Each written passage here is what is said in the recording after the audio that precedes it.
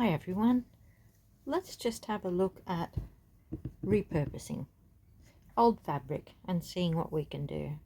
Now this is definitely an old pattern, as you can see, probably part of some old, look, I've got holes, but look at it. You don't really get this kind of thing anymore, do you? Very extreme, not to everyone's taste, probably not even to mine, but something about it attracted me. And so I'm thinking, I bet, why don't we do a little slow stitch project? Let's just take a tiny portion of this, something like that, and we'll see whether we can just pick out some different parts of it to use. So I think this is a good exercise to give you a little starting point. And how about we just sort of take some different squares and rectangles out of that, because it's going to match, and you might just need a few other fabrics, and we'll do a nice little slow stitching fabric collage, which quite often uses the old repurposed fabric, so that's good.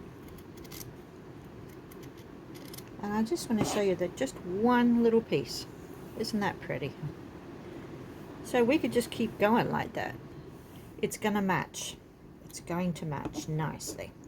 So I quite like, you can pick and choose, but it's all pretty good.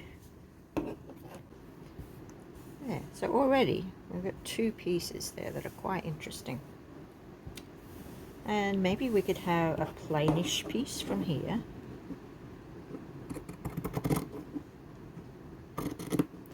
It's raining quite heavily outside, you could probably hear that.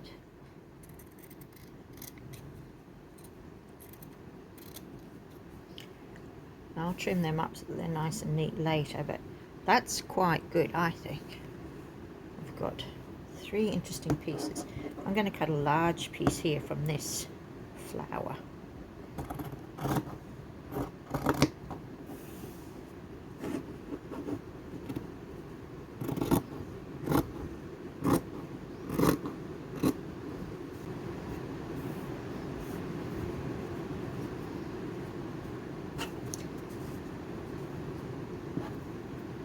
So imagine if we had some, put some plainer pieces in of a white or a beige or a gold or a khaki kind of colours. Plenty of things are going to fit in there. But we haven't finished with this. We could make plenty of little squares, interesting bits. See how this one here is a bit of green. I'm bringing that green in. And now maybe a long, tall, thin one. See how each one, I'm not sort of trying to do identical sizes. I'm trying to get different shapes in there. It's quite pretty. And there's another one. Actually, it's got the big hole in the center, but we could put something over top of that. That's no problem. Doesn't really matter if it does have a hole. Okay, so let's have a look what we have. I quite think that's a good start. See, so it is very, interesting fabric, very old-fashioned. You're probably not going to get anything like that again. I'm just having a quick little dig in a box. See, there's a nice element that would go lovely with it. Can you see how I'm now going to look for bits that are in there? See, that is that color. And I quite like ones that have a little variation in it, so that was good. There's another piece in the same color, but it's a silk. Well, that could be handy. I'll put that out. I have an orangey one. Would that upset things, or would it be a different direction it can go in? So that's what you need to look at. We've got ones like that. Like here's a green, not the same, but it might add something to it. So that's, we get a start and then we see what we think. Okay, how about this one? These are scraps from other projects. You might even recognize some of the materials from some of my other things, but I like that in there. Look at this. Isn't that stunning? It's just a bit of sari silk, but I like that. So the orange, I could probably bring that in, and then it would be more of a autumn leaf kind of colouring. Anyway, I'll pop that little bit down there now. What else do I have in here? There's another plain piece of green, perhaps. Oops. Here's some of my eco dyeing. I do love that, but would it go in with that flower? You know, it's really interesting sometimes to just pull bits out and see what you come across. See, there's a bit of net that might be nice. I have used this in a lot of things, but I just love it. I love the texture. I love that I can use either side, and it would be pretty too. I do like adding some of the linen, and I love it when I put holes in it and things. So I may bring some of that in. And I think I'll be putting it on a cream or something, so we can get some more of that cream coming through. I'll put that there to remind me that's what I'm after. That yellow is really quite pretty. Alright, so there we go. We have the start of something, some slow stitch thing. But can you see how it all started with this piece of fabric? And I think I can make it work. So let's have a go. Okay, so here we are. I have a piece of plain cream kind of calico there. And I'm going to start my biggest piece. And instead of putting it bang smack in the middle, I'm going to put it off center. Let me even put it right up the top there. And that was the one that had the hole in, remember? This bit here, I could use it in several places. I could even cut it in two and use it twice. So I would balance. If I've got a big one here, then I would have another biggish one, not the same size, but biggish one.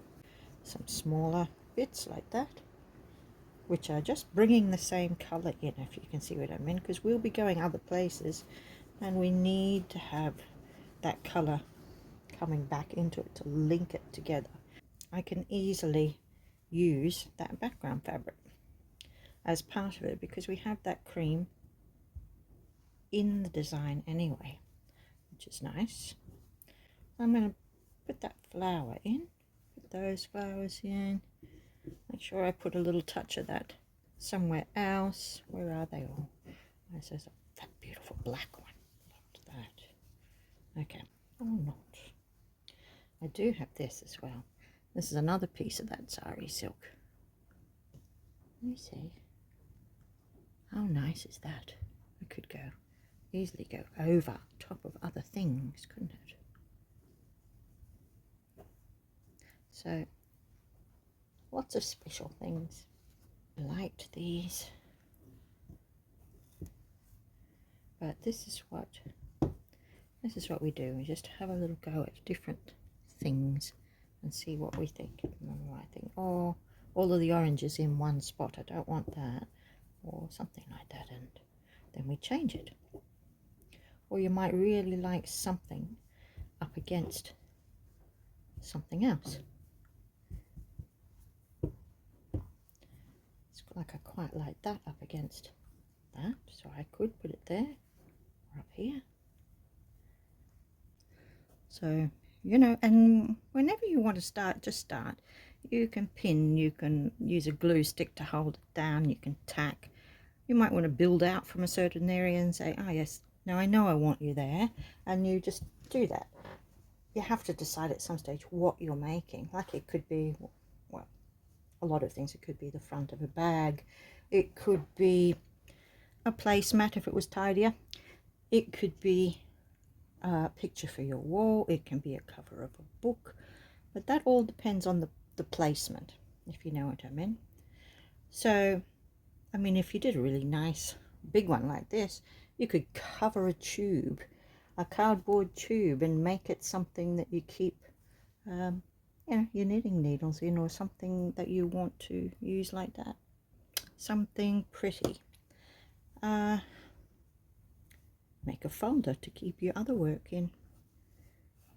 And don't always think that you have to have that side by side like that. I'm just looking at this and thinking, isn't that nice? Just over the top. It would be nice if it had a little bit of cream there in between, perhaps, so I could easily do something like that.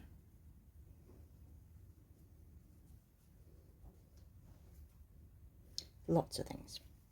So I think when in doubt, I like to just plunge in. Probably not the best idea for everybody, but I think you can agree that it's looking interesting, and that's what we're aiming for. So the glue stick is what I have decided to use to get the initial pieces down.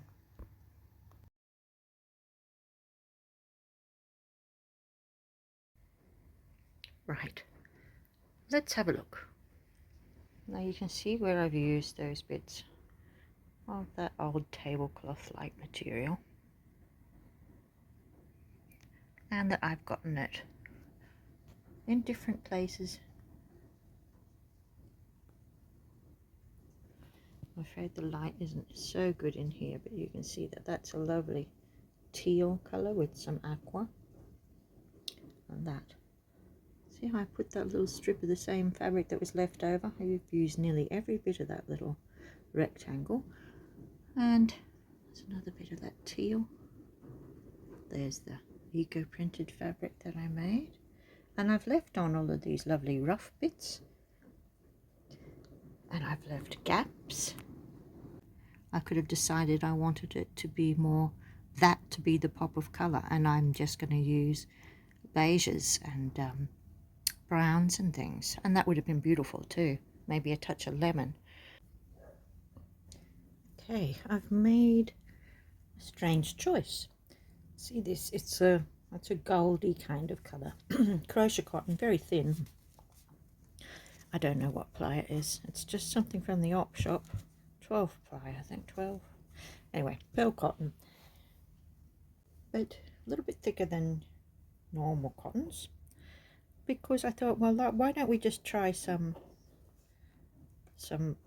stitches that will hold things down at the same time as adding the colour and the prettiness that we want.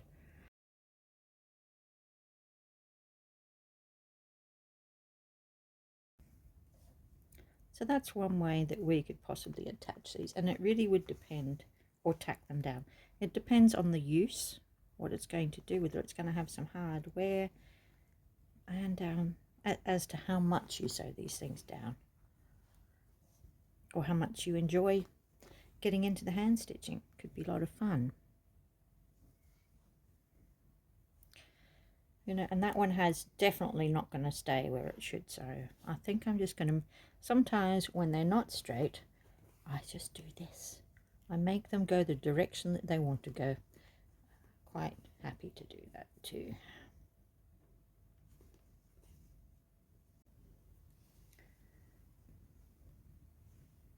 You see that running thread? Straight through. So I think now I'm just going to continue doing some, you know, just making sure that I get it through most of the pieces, and I'll come back to you after that. I'm going off target here. I started doing a straight stitch, and then I did some crosses down that edge, straight stitch to continue, and now I'm going to, just to catch this flower in, I thought, why don't I go around the petals, and then I'll continue on doing something else. So I'm just meandering from side to side, getting things done, getting them stitched down. I often say in these videos I have no idea where I'm going, because I just let things lead me the way that they want. Like when I was doing the running stitch and I accidentally went off to one side, I thought, okay, let's just make the line do that. So I was picking this out here to hold that down. I thought it would help accentuate those petals. And then I thought, oh, well, why don't I continue? So I've continued now doing the petals, and I'll just finish this last one here. It doesn't really matter if they're not exactly petal shaped. This one's got sort of a tattered kind of edge a bit, but that's okay. It's just an idea I just had, and I think it will work, because I was thinking now I could put here in the middle, I could put a button that would go out over the top of both of those, and I think that would bring that flower outside of the picture and into that blank space. Do you see what I mean? So I think following things, like here's a leaf, I could follow that for embroidery, or just here, like down here, I could follow this line that's all curly. It doesn't need to be straight. You can go off target and just let it lead you, as I said, where it wants to, where you want to. In fact, this is the most calming thing, and it really does let your imagination flow. And this is really what it is when you're doing slow stitching. You're relaxing and you're in the moment and you're planning as you go. It's just beautiful. So I really do recommend that you do that kind of thing. Just don't worry if you don't have a plan. You don't need one. Okay. Right, here's another section. As you can see, I've done running stitch down here, and then I've gone outside the edge and completed that leaf shape that's just here. And then I've done it again, and then I followed that shape up, and then I thought, what do I do here to join it? So I've just continued once again. See those little stripes? I've continued it outside the edge like it's a little flower. And then to go further, I thought, oh, I might just continue that leaf shape, do a few more leaf shapes. There's nothing saying I have to go on the edges and do straight stitches. It's just more fun this way. Okay, well, you can see I did do some leaf shapes, and then I went straight down, and then I thought I'll put this on, this overlay of lace, and I thought, how am I going to attach that so that it's interesting? And can you see that it's made of these diamond shapes or crisscrosses? So I thought, okay, crosses. So I'm going outside the edge. I'm attaching that to that and the background, and I'll just complete that, and that's how I decided to join that one. So I'm just letting the material speak to me. Here's another one that I'll probably just do some interesting waves or something on. At the moment, I'm just doing everything in the same color, because it's a very neutral yellowy gold color, and it helps set a lot of things off, but it doesn't really stand out. If I decided I really wanted something interesting to show, I would do it in a color that's going to show up a bit better. But at the moment, we're just tacking it down and giving ourselves a beginning to work on. It's like who knew we were going to go flowing in this direction and have sort of a floral kind of motif coming out in our stitching. So this is what we do. Now, this was curved, so I followed that curve, and then I continued to curve, and then I've gone straight here. Here I thought, now what? I could go straight down, I could go across, but I saw these leaf shapes or ferns or something going off, and I thought, what would be perfect? Some fly stitch. So fly stitch up, you see that, there we go, and down, and then in between, like a little V, keeping this out the way. And what happens is when you pull your threads through, see, you get a lovely little V. Now if I do that, and then go up again here.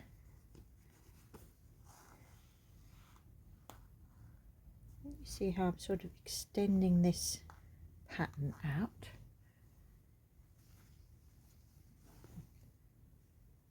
Just like that. But it's holding it. It's holding that edge. It's doing something interesting. I really quite like it. And I could do two.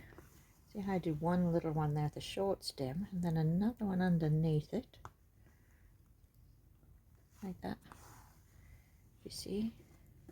Coming in and down. It's a lovely little fern shape. So I could even use it over here. Let's see if we can extend it a little bit further. It's really quite good. We could use it to do this little area. So I'm just going to use it to try and hold this one down as well, this corner. Don't want it to go under there.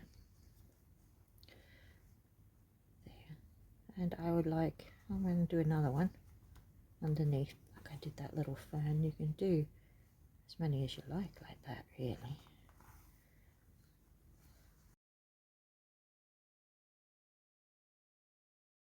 So in essence, what we're really doing is turning all of these little bits of scraps of cloth and thread into one cloth.